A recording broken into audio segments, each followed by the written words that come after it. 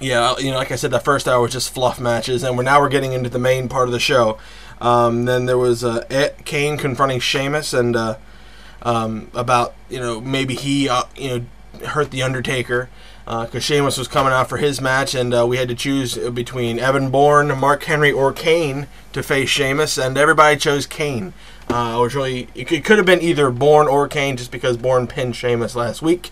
And but everybody chose Kane just because of the big heat thing that they were putting up earlier in that night, or earlier in that segment. So that was actually a great match. Kane, really good. He's one of my all-time favorite wrestlers. Sheamus is great. I just don't like his theme. It was a good match. Sheamus had really never fought anybody that big before, and Sheamus really put over Kane well, and Kane put over Sheamus well. Kane's still the a big red machine to me. Always will be.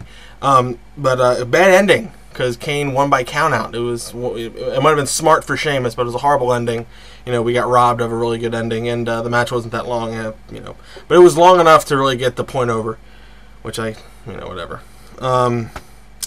There's a video on Wade Barrett. He from NXT. He won NXT, and then he Low-Key Season 2. Low-Key, or the independent wrestler known as Low-Key, now known as Kaval, is in Season 2. I hope he wins and does something really cool. But then there was an interview with Wade Barrett, and Wade Barrett, I found out, looks like a huge Craig Ferguson, which I thought was hilarious. But he said he was going to do something shocking tonight, and I'll get to that in a minute. Anyway, the A-Team confronted Ted DiBiase about the crown, and IRS was there. Thanks so much. IRS, had the crown because he didn't repossess it, but he took it because King owed back taxes, and they wound up gassing Murdoch and B.A. Baracus. So shenanigans went on there. Next match, going on long here. R-Truth versus The Miz, and you had the WWE Universe had to choose tag team partners for these men. Christian and MVP and Morrison for Truth, Dolph Ziggler, William Regal, and Zack Ryder for The Miz. I chose Morrison for Truth and Ryder for Miz, and I was right.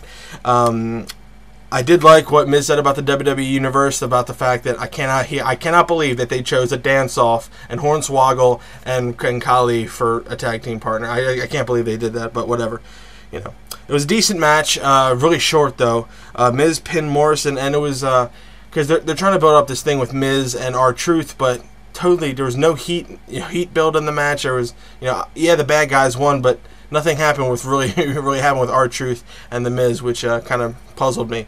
But whatever. Kane confronted Bret Hart about the Undertaker thing. Then there was the Edge versus Orton one arm match. Edge, the ultimate opportunist, or whatever his name is now, he got out of the one-arm thing, beat the dog mess out of Randy Orton. They're trying to put over Orton as very injured, because he is injured. He actually has a legitimate dislocated shoulder, so we'll see what happens. Then there was a recap of Raw for the 10 o'clock viewers, what happened so far, whatever. Then there was an interview with Cena, and Cena put over Evan Bourne a lot, which was really cool because he's a great wrestler. He gives an interview. Then there was an A-Team segment in which B.A. Baracus is gone, but Murdoch's still there. And there was a great segment with Gene Okerlund and with Murdoch. And then Gene Okerlund actually made fun of Josh Matthews, which was hilarious. So Murdoch figured out what he needs to do, and he went to go do something. So we're going to see that in a minute. Then there was Drew McIntyre versus whoever we chose for him. It was either between Yoshitatsu, Goldust, or Matt Hardy. We chose Matt Hardy. Matt Hardy apparently had been trying to get back at Drew McIntyre. I don't watch SmackDown, so this is all new to me. Trying to get back at Drew McIntyre, and the match was okay. It was a very quick match, and Matt Hardy won, and he continued the assault, beating up Drew McIntyre, and actually pulling his hair out, which is actually really crazy, but quick match. I mean, it was like 3 minutes. I didn't know that you could have quick matches in a 3-hour Raw, but what do I know? So anyway, Rampage wakes up with Ted DiBiase and his gang, IRS, and Virgil's still there, and then they bring Rampage out, and Murdoch comes out with Gene Okerlund and the American Dream, Dusty Rhodes. Wait! Before that, Roddy Piper came out, and he wanted Ted DiBiase to bring him B.A. Baracus on a silver platter because he hates Mr. T and the character B.A. Baracus because of what Mr. T did to him at WrestleMania. You know, he's stealing his thunder and whatnot. So, you know, then the cavalry comes out, you know, with Dusty Rhodes and Murdoch and Gene Okerlund, and they start laying waste to everybody. B.A. Baracus, you know, he breaks out, or quitting Rampage Jackson. You know, Rampage was there. He breaks out of the cuffs, tears off his shirt, and slams. He slammed DiBiase. We all know how Rampage slams. You watch that one UFC fight. He slammed Ted DiBiase, and he slammed the hell out of Virgil, and it was funny. It was really cool how it all happened, and Dusty Rhodes did the big elbow on IRS, which is, you know, it was a cool thing, interesting segment. I think Rampage didn't quite know what to do with himself. He's not an actor, he's a fighter, but you know, he did a good job here. And finally, the last match of the night, they were promoting it throughout the whole show. It was Cena versus either Swagger, Mysterio, or CM Punk. Everybody chose CM Punk. It was a great match. He was wearing the mask because he had gotten his head shaved. I didn't know this. He has gotten his head shaved, and he didn't want to see anything. So immediately I knew that Cena was going to go after the mask, which he did. You know, Cena went after the mask early, but Punk got the upper hand, was really beating the crap out of Cena. And then Cena came back, started doing all of his things, and then Wade Barrett comes out. And I'm like, what the heck's going on here?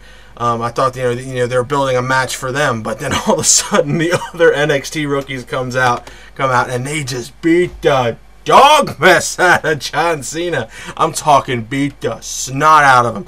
They started tearing up the ring. They started tearing up the side. Beat up Justin Roberts, King. Matt Striker, who was out there. They beat up the timekeeper, beat up the ref, beat up CM Punk, all the straight edge people. Crazy. Then it was just like 10 minutes of that. Just 10 minutes of complete destruction. They beat Cena up. They did every finishing move that they had. I was happy because Daniel Bryan was there. Woo, Daniel Bryan! And so they tore it up. And I just got to say, that was one hell of an ending to a Raw. That was a statement. And I'm interested to see what they do with that, you know, next week. So I'll be watching and tuning in next week for sure. So that was Raw for June 7th, 2010. I'm not sure if this is a two-part thing or whatnot because it was a long 3-hour show. A lot went on, so I'm really interested to hear what you have to say about it. So leave your comments below. And I just want to thank WWE Forever 98 for helping me, you know, get my mojo back for doing these Raw reviews.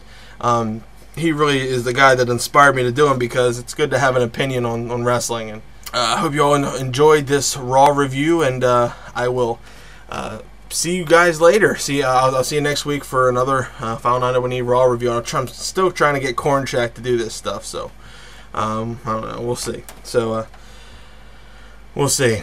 So I'll see you guys next week. Bye.